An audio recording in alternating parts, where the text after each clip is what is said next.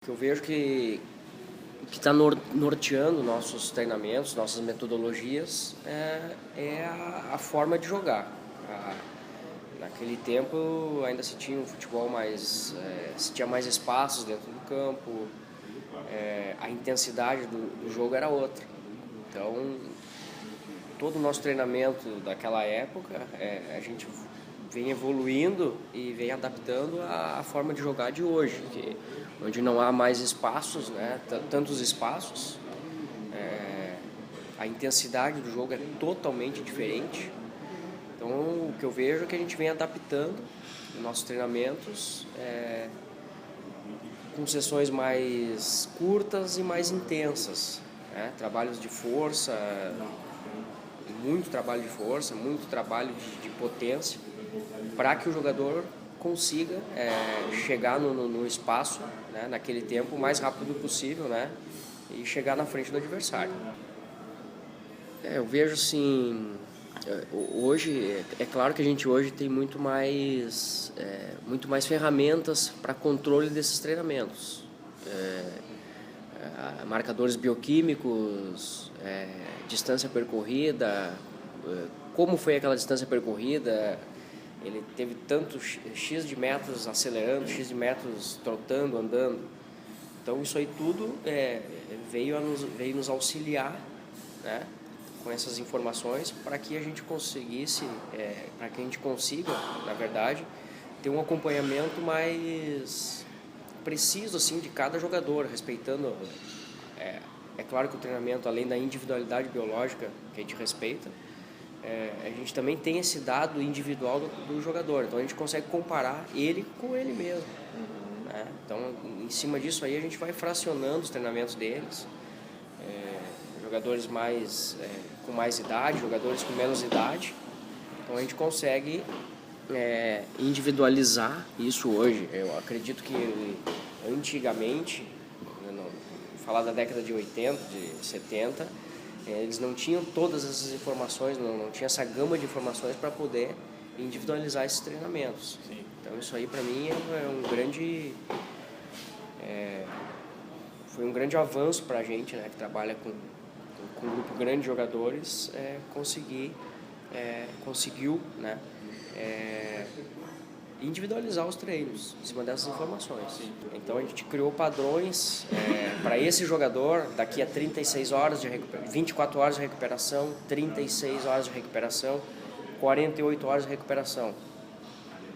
Como o nosso calendário é um calendário muito denso, ele tem que estar o mais recuperado possível em 48 horas, porque provavelmente em 72 ele vai estar jogando de novo. E aí a gente não tem mais como utilizar algum componente para acelerar mais o processo de recuperação dele. Então, o que acontece? Ele é avaliado com 36 horas, com 48 horas, a gente já tem uma avaliação precisa de como é que ele está, em cima dos padrões que a gente já tem o histórico dele lá. Sim. Um exemplo, um dos marcadores bioquímicos que a gente utiliza é o CK, que ali ele já nos dá um bom indicativo de como é que ele está recuperado ou não está recuperado. Então, verificando que ele não está recuperado, ele já não vai para aquele treinamento. Sim. Se adapta um treinamento para ele, ou ele faz um treinamento mais curto, porque o treinador também vai precisar dele no campo para montar já o próximo jogo. Se há alguma mudança tática ou não, mudança de posicionamento ou não em função do adversário. Sim. Os métodos estão muito diferentes. Antigamente se treinava muito a preparação física muito de forma inespecífica, acredito. A gente via vídeos aí de salto em escadarias, corridas em parques mais longos. Hoje a gente não tem espaço para fazer isso, assim, espaço que eu digo, a gente já tem que desenvolver os nossos componentes físicos, seja força, potência, resistência, velocidade, dentro do contexto do jogo, seja em espaços reduzidos. Às vezes a gente precisa trabalhar de forma mais inespecífica com atletas que vêm em um processo de transição, por exemplo, do departamento médico, ou chegou de um outro clube, ou vem numa situação que ele apresenta algum déficit grande nas avaliações, a gente trabalha de forma mais isolada, vamos dizer. Mas hoje, a grande diferença que eu vejo é que todos os componentes, né, da preparação física são desenvolvidos, devem ser desenvolvidos, né? Eu penso, né, procuro desenvolver eles inseridos no contexto do modelo de jogo do treinador. Né? Se ele é um treinador que gosta que a equipe dele trabalhe com muita transição, que saia de forma rápida, eu vou tentar desenvolver, eu tenho que montar trabalhos dentro do modelo de jogo dele para que ele já esteja desenvolvendo dentro do que ele vai utilizar ali no jogo, na arena, seja aqui, seja no jogo fora, procurar fazer isso aí. O papel do preparador hoje para mim é equilibrar o jogador fisicamente. Ele não precisa ele ter força máxima, ele precisa ter condições ótimas para desenvolver de forma mais equilibrada possível as ações técnicas e táticas que o treinador vai cobrar dele, vai exigir dele, que ele utiliza como princípios do modelo de jogo dele. Então, eu não tenho nem tempo hábil hoje numa semana para desenvolver condições máximas de resistência, resultados ótimos de resistência, força máxima, não. Eu preciso ter um jogador equilibrado, o mais equilibrado possível, para que ele execute as ações técnicas e táticas que o treinador vai exigir dele no campo, que o jogo vai exigir dele. Então, eu vejo o preparador hoje, ele está se tornando um assistente, ele é um assistente muito próximo do treinador. Vou citar um jogador assim, bem recente, que retornou para o clube agora, o Maxi Rodrigues. O Max, na primeira passagem dele, chegou aqui, foram feitas várias avaliações, né, como de praxe, avaliação cardiorrespiratória, muscular, departamento de fisiologia, departamento médico, fazem aquelas avaliações, as primeiras avaliações são deles. Então foi diagnosticado que o Max precisaria de uma atenção especial, né? Pelo menos ali, até ele se adaptar ao futebol brasileiro. Então o Max foi um jogador que a gente trabalhou assim, foi praticamente personal trainer, né, do Max. Então tinha um estímulo da preparação física e tinha um estímulo da fisioterapia juntos. O Max ficou, até ele jogar na primeira passagem dele no clube, o Max deve ter ficado conosco ali em torno de um mês e meio para ele estrear. Ele tinha condição de jogar um tempo do jogo assim, muito curto, em alta intensidade, em performance. Então a gente optou por não levar ele, não expor ele em riscos, não elevar o risco dele de lesionar. Então ele é um caso bem pontual. Assim. Já nessa segunda passagem ele já se apresentou em bem melhores condições do que da primeira passagem dele no clube. Eu vejo ainda que o futebol brasileiro, a técnica do brasileiro, ela se sobressai ainda. Né? Apesar de, no meu ponto de vista, a gente perder um pouco dessa, tu chamou de malandragem, mas eu digo aquela ginga, até em função dos espaços hoje. Hoje a gente não vê mais campinhos como antigamente, os moleques jogando de pé descalço. Hoje não há muitos espaços disponíveis para isso. Então isso aí para mim é um fator que pesa muito nessa perda técnica. Assim, eu vejo que o jogador hoje não vivencia, não tem as mesmas vivências que ele tinha antigamente, de explorar gestos. Jogava de pé descalço, campinho, pulava muro, sabe, de forma natural. Ali ele ia aumentando o vocabulário motor dele, né, com essas ações. Então hoje isso aí para mim é uma coisa que pesa muito do jogador. Ele chega hoje, ele já vai para a escolinha hoje com 6, 7 anos, ele está numa escolinha de grama sintética, que para mim não é o ideal, né?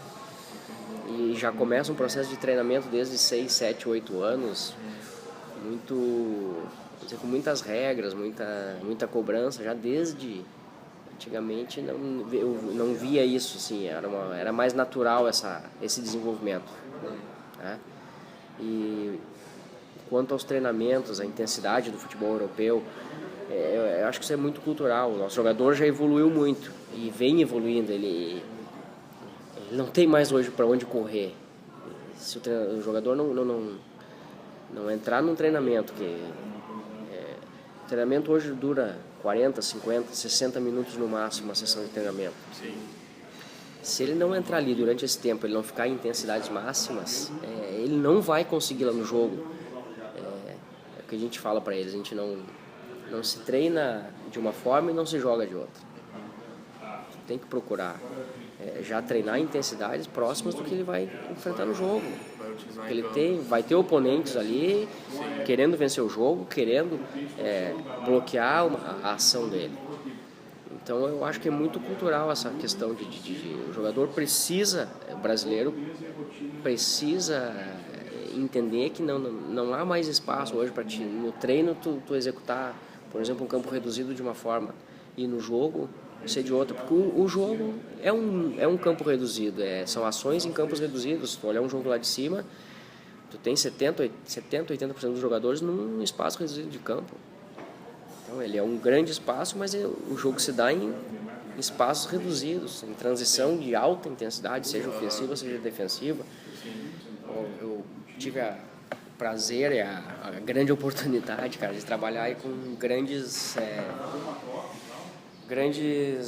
expoentes aí da preparação física brasileira hoje.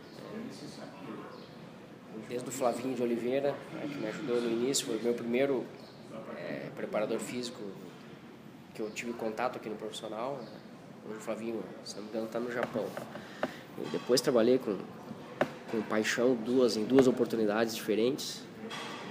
O Melo, e o Fábio Maceridian. Agora, penúltimo Fábio Maceridian. Então, para mim, assim, todos foram muito importantes, cara. Assim, eu acredito que eu consegui absorver um pouquinho da essência do treinamento de cada um e tirar um pouquinho para a montagem da minha linha de trabalho. Mas o Fábio é um profissional assim que eu me identifiquei muito já com as convicções que eu tinha, assim, as ideias que eu tinha de treinamento. Então foi um profissional que eu me aproximei muito, assim, dentro e fora de campo, sabe? É um profissional que eu tenho assim como uma referência assim de preparador físico, um preparador físico ideal, assim,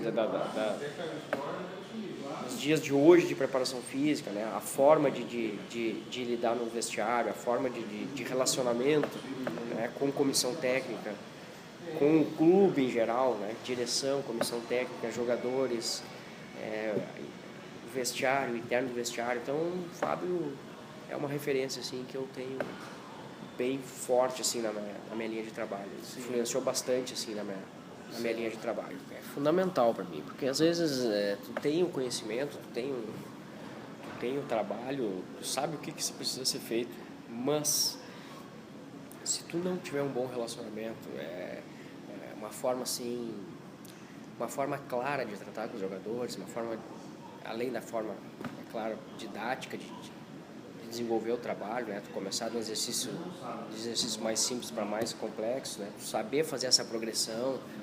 Se tu não tiver assim, sabe, um bom relacionamento, ser transparente com os caras, explicar, avisar, eu aviso eles, vamos fazer essa sessão e vocês vão ficar doloridos por 2, 3 dias, mas nós precisamos ultrapassar essas barreiras para a gente sair desse patamar e subir para cá. E quando a gente chegar naquele patamar, se houver a possibilidade de tempo hábil, nós vamos estimular de novo e vocês vão ficar mais doloridos. Então, o jogador hoje ele precisa saber o que ele está fazendo, o que aquele treinamento vai gerar. Sim. O jogador hoje ele te pergunta, ele te questiona muitas coisas, né? Para que aquela atividade? Isso é para isso, vai te propiciar isso, que vai te ajudar. Aí a gente já, um exemplo, um volante que faz um trabalho de tração, um trabalho de força e tem uma transferência no campo. Isso aqui vai te auxiliar para te sair numa cobertura mais rápida, para te fazer uma roubada, né, mais rápida, sustentar um embate com o teu oponente. Então eu acho fundamental, sabe? Além do conhecimento técnico, né, do teu trabalho, tu ter esse bom relacionamento com atletas, vestiário, direção, né? E também saber a hora de impor limites, né? A forma de tu impor alguns limites, né? Isso aí para mim é fundamental para que o teu trabalho tu atinja os teus objetivos de uma forma harmônica, né? Dentro do vestiário. Então pode te impor pela tua posição dentro do clube, de ser por exemplo, hoje ser o preparador físico, eu vou impor que eu vou explicar para eles, né, de uma forma, o porquê daquilo, né, o que aquilo vai gerar e o que aquilo vai trazer de benefício para ele. Acaba motivando, inclusive, o atleta na própria carreira, na própria postura profissional dele. Perfeito. Um exemplo que a gente utiliza muito, o Grêmio adquiriu um software onde a gente tem ali o controle de intensidade do treinamento. Não é só aquela distância percorrida, né? Aquela distância é muito subjetiva, assim. Tem um jogador que percorreu, um exemplo, num treinamento ou num jogo, 12 quilômetros. Tá? Tem um jogador que percorreu 7, 8. Mas como ele percorreu aqueles 12? Foi uma média aí de 12 km por hora, 10, 8. E o que percorreu 8, ele percorreu a 20 aqueles 8, a fração dele foi muito mais intensa. Então ele deu muito mais do que o outro jogador. Então eles competem. Tava passando a gente termina o treinamento hoje, é uma correria para chegar lá no computador e eles verem como é que eles foram no quesito de intensidade. Então isso aí é legal de ver eles buscando aquela informação e procurando a cada treinamento estar mais no bloco de cima ali da intensidade, que hoje é uma das prioridades, uma das prerrogativas do nosso treinamento, que eles trabalhem a intensidade o maior tempo possível dentro daquela sessão. Sim. Então é legal de ver eles indo lá, depois eles já veem, vai lá ver. Uhum. Então isso aí é muito legal.